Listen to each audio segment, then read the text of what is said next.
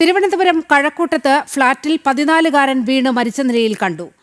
ശ്രീകാര്യം സ്വദേശി പ്രണവാണ് മരിച്ചത്. പ്രണവിന്റെ മുത്തച്ഛന്റെ ഉടമസ്ഥതയിലുള്ള ആൾതാമസമില്ലാത്ത ഫ്ളാറ്റിൽ നിന്നുമാണ് താഴേക്ക് വീണത്. തിരുവനന്തപുരം കഴക്കൂട്ടത്ത് 14-കാരൻ ഫ്ളാറ്റിൽ നിന്നും വീണു മരിച്ചു. ഫ്ളാറ്റിന്റെ 16-ാം നിലയിൽ നിന്നാണ് കുട്ടി ചാടിയത്. ശ്രീകാര്യം സ്വദേശി പ്രണവാണ് ചെങ്കോട്ടുകോണത്തെ ഫ്ളാറ്റിൽ നിന്നും താഴേക്ക് വീണത്. പ്രണവിന്റെ മുത്തച്ഛന്റെ ഉടമസ്ഥതയിലുള്ള ആൾതാമസമില്ലാത്ത ഫ്ളാറ്റിൽ നിന്നാണ് കുട്ടി താഴേക്ക് വീണത്.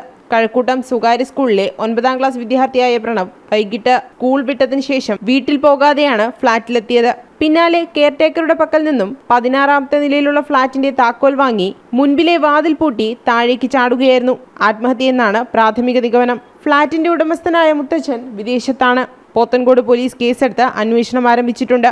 ജനം, തിരുവനന്തപുരം.